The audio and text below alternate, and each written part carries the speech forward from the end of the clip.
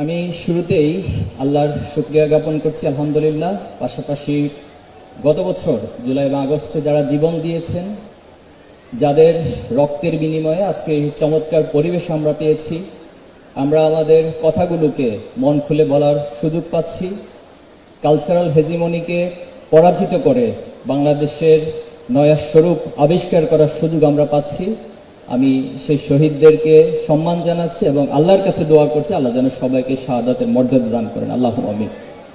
আহত পঙ্গুত্ব বরণকারী যারা আছেন আপনাদের প্রতি স্যালুট জানাচ্ছি, কৃতজ্ঞতা জানাচ্ছি, সম্মানের সর্বোচ্চটুকু আপনাদের প্রতি প্রদর্শন করছি। আল্লাহ তাআলা আপনাদের এই ত্যাগকে যেন কবুল করেন এবং আপনাদেরকে যেন আল্লাহ তাআলা সুস্থতা দান করেন, আমিন। সংগ্রামী উপস্থিতি, আমাদের সম্মানিত প্রধান অতিথি সহ যারা এতক্ষণ বক্তব্য রেখেছেন খুবই চমৎকার বিষয়গুলো তুলে নিয়ে এসেছেন। হিস্ট্রিক্যাল বিষয়গুলো উঠে এসেছে, কালচারাল আমাদের করণীয় কি হবে সেই বিষয়গুলো উঠে এসেছে, আগামীর বাংলাদেশ বিনির্মাণের জন্য আমরা কিভাবে করে ভূমিকা রাখতে পারি এই কালচারাল অঙ্গন থেকে, সেই বিষয়গুলো সব চমৎকারভাবে উঠে এসেছে। আমি সবার প্রতি আন্তরিক ধন্যবাদ এবং কৃতজ্ঞতা জানাচ্ছি। প্রিয় উপস্থিতি, গত বছর ঠিক এই সময়গুলো আমাদের জন্য অনেক কঠিন ছিল। আপনারা এখানে প্রত্যেকেই মাঠের আন্দোলনের সাক্ষী, মাঠের আন্দোলনে আমাদের সহযোদ্ধা ছিলেন। রাজনৈতিকভাবে বিশ্লেষণ করলে অনেক কথা, আমি এখানে বসে বসে ভাবছিলাম অনেকগুলো বিষয় সরকারের কাছে উপস্থাপন করা প্রয়োজন। এই সরকারের বেশ কিছু অর্জন যেমন রয়েছে, আবার বেশ কিছু ব্যর্থতাও রয়েছে। এই সরকার যে গতি নিয়ে জুলাইয়ের রক্তকে, শহীদদেরকে ধারণ করে, গণ অভ্যুত্থান এবং বিপ্লবকে ধারণ করে যেভাবে রাষ্ট্রকে এগিয়ে নেওয়া দরকার ছিল, যেভাবে আরো দৃঢ়তার সাথে সিদ্ধান্তগুলো নেওয়া দরকার ছিল, সে জায়গায় আমরা কিছুটা অলসতা এবং ধীরগতি লক্ষ্য করেছি। গণহত্যার বিচার নিয়ে অনেক বলেছি আমরা, 1 বছর পার হয়ে গিয়েছে, কিন্তু এখনো পর্যন্ত এত প্রমাণ থাকার পরেও, চাক্ষুষ এতগুলো সাক্ষ্য থাকার পরেও একজন হত্যাকারীকেও আমরা এখনো বিচারের রায় দিতে পারিনি। এটাকে আপনি ব্যর্থতা, সফলতা কি বলবেন সেটা জানি না, তবে এটাকে আমরা নিরেট একটা অলসতা এবং ধীরগতি বলতেই পারি। আমি শহীদ যারা পরিবার রয়েছেন তাদের প্রতি আশ্বস্ত করছি আমাদের এই প্রজন্ম ইনশাআল্লাহ আপনাদের পাশে দাঁড়াবে। আমাদের জুলাইয়ের বিশ্লেষণ, প্রত্যাশা প্রাপ্তির অনেক কথাই বলা যাবে।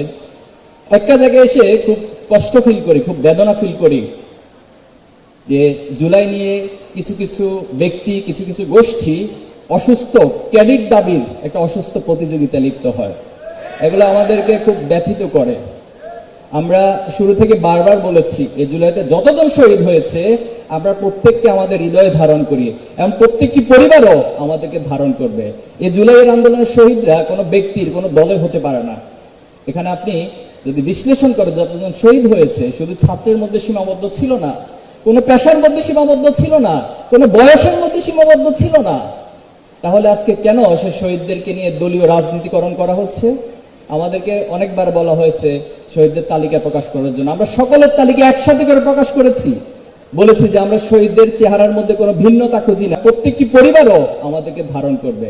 এই জুলাইয়ের আন্দোলনের শহীদরা কোনো ব্যক্তির, কোনো দলের হতে পারে না। এখানে আপনি যদি বিশ্লেষণ করেন যতজন শহীদ হয়েছে শুধু ছাত্রের মধ্যে সীমাবদ্ধ ছিল না, কোনো পেশার মধ্যে সীমাবদ্ধ ছিল না, কোনো বয়সের মধ্যে সীমাবদ্ধ ছিল না। তাহলে আজকে কেন সে শহীদদেরকে নিয়ে দলীয় রাজনীতিকরণ করা হচ্ছে? আমাদেরকে অনেকবার বলা হয়েছে শহীদদের তালিকা প্রকাশ করার জন্য। আমরা সকলের তালিকা একসাথে করে প্রকাশ করেছি, বলেছি যে আমরা শহীদদের চেহারার মধ্যে কোনো ভিন্নতা খুঁজি না, প্রত্যেকটা শহীদকে আমরা আমাদের হৃদয়ে ধারণ করি এবং প্রত্যেকটা শহীদ এই বাংলাদেশের শহীদ, জাতীয় শহীদ, এবং তারা আমাদের শ্রেষ্ঠ সন্তান হিসেবে বাংলাদেশের এই জমিনে আজীবন থাকবে ইনশাআল্লাহ। আমাদের কাছে কষ্টের একটি জায়গা রয়েছে যে কে কার চেয়ে বেশি অবদান রেখেছে। এই ক্যালকুলেশনে আমাদের পরিমণ্ডল থেকে আমরা কখনো যাইনি। একটি ইমারত নির্মাণ করতে হলে অনেকগুলো স্ট্রাকচারের প্রয়োজন, অনেকগুলো পার্ট এবং পার্সেলের প্রয়োজন হয়। তাহলে কে সবচেয়ে বেশি ভূমিকা রেখেছে এই চিন্তা করে তো কেউ জীবন দিতে যায় নাই। এই চিন্তা করে তো আমার রিক্সাওয়ালা, আমার কোনো শ্রমিক ভাই, কোনো সাংবাদিক এত রিস্ক নিয়ে তো জীবন দিতে যায় না। সে কি চাকরি পাবে, অথবা এই বিপ্লবের পর তাকে কোন ক্রেডিট দেওয়া হবে, এই ক্রেডিটের চিন্তা করে তো তিনি যায়নি। এজন্য সবার কাছে সবিনয় অনুরোধ করতে চাই, মেহেরবানি করে এই ক্রেডিটের অসুস্থ রাজনীতি করে আপনারা জুলাইকে ব্যাহত করবেন না, জুলাইকে ব্যর্থ করে দিবেন না। আসুন আমরা সবাই একে অপরকে সম্মান করি। সম্মানের মালিক আল্লাহ তাআলা। সম্মান আপনি কখনো জোর করে অর্জন করতে পারবেন না। সম্মান টাকা দিয়ে কেনার বিষয় নয়, বরং আপনি আপনার কাজ করে যাবেন, সম্মান আল্লাহ তাআলার পক্ষ থেকে আসবে। অত ইজ্জু মান্তাসা অত জিল্লু মান্তাসা, আমরা এই বিশ্বাস স্থাপন করি এবং আমরা কাজ করে যাচ্ছি। কেউ আমাদেরকে স্বীকৃতি দিক অথবা না দিক, আমরা মহান আল্লাহর কাছে আমাদের প্রত্যেকটা কাজের ফল তিনি আমাদেরকে যতটুকু দুনিয়াতে সম্মান দিতে চান সেখানে আমরা আলহামদুলিল্লাহ পড়ব, আর বাকি সকল অবদান কাল কিয়ামতের মাঠে যেন আমাদের রব আমাদের জন্য বরাদ্দ রাখে সে প্রত্যাশা আমরা আমাদের রবের কাছে করবো ইনশাআল্লাহ। সম্মানিত উপস্থিতি, আজকের আয়োজন কেন করা হয়েছে এই প্রশ্নের উত্তর দিয়ে আমি আমার আলোচনা শেষ করছি।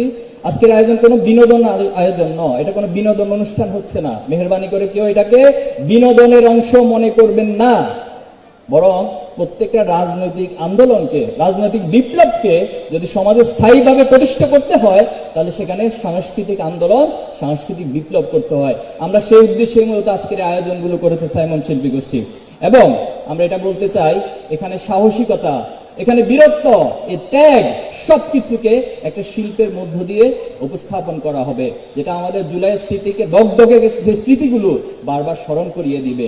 এবং এই জুলাইয়ের প্রেরণাকে আমরা বুকে ধারণ করে আগামী দিনের বাংলাদেশ বিনির্মাণ করবে ইনশাআল্লাহ, এটাই আমাদের প্রত্যাশা। সর্বশেষ যে পয়েন্টটা বলতে চাই, যে যারা নতুন করে ফ্যাসিবাদ কায়েমের চিন্তায় মগ্ন আছেন, যারা অতীতে ফ্যাসিবাদ ছিলেন তারাও ফিরে আসার জন্য নানান ধরনের কনস্পাইরেসি করছেন।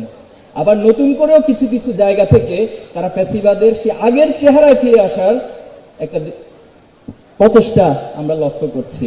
আপনারা নিঃসন্দেহে আন্দোলনের শেষ সময়ে জহির রায়হানের একটি উক্তির কথা মনে আছে, আমরা এটা ব্যাপকভাবে প্রচার করেছিলাম যে আসছে ফাগুন আমরা হব দ্বিগুণ। আপনারা যদি মনে করেন যে আমরা হয়তো একটু নিভে গেছি, এই প্রজন্ম হয়তো কিছুটা শান্ত হয়ে গিয়েছে, এই প্রজন্ম হয়তো অনেক কিছু বুঝে না, তারা হয়তো বোকা, আমরা আমাদের রাজনৈতিক পরিচয় দিয়ে, আমরা আমাদের দাপট দেখিয়ে এই সমাজে আবার ফ্যাসিবাদ কায়েম করব, তাদের জন্য স্পষ্ট মেসেজ, আজকে আপনি আমাদের এই প্রজন্মকে যা দেখছেন প্রত্যেকটা বছর আমরা দ্বিগুণ হতে থাকবো ইনশাআল্লাহ। আমরা সবিনয় অনুরোধ করবো, আসুন দেশটাকে ভালোবাসি, সে শহীদদেরকে আমরা হৃদয়ে ধারণ করি, সেই ত্যাগগুলোকে আমরা ভুলে না যাই। ইনশাআল্লাহ এই কালচারাল বিপ্লবের মধ্য দিয়ে আমরা বাংলাদেশকে যে নবজাগরণ, যে জাগরণের মধ্য দিয়ে একটি নতুন বাংলাদেশ গড়ে তুলব ইনশাআল্লাহ। আমি কাজী নজরুলের সেই কবিতা, বিদ্রোহী কবিতার যে লাইন, আমি সেই দিন হব শান্ত, নিঃসন্দেহে আপনারা জানেন। আমরা আজকের এই প্রজন্ম বলতে চাই, আমরা সেই দিন হব শান্ত যবে উৎপীড়িতের কন্দন আকাশে বাতাসে ধরিবে না, সব জায়গায় ন্যায় প্রতিষ্ঠিত হবে এই প্রজন্ম, সেই দিন হবে শান্ত ইনশাআল্লাহ।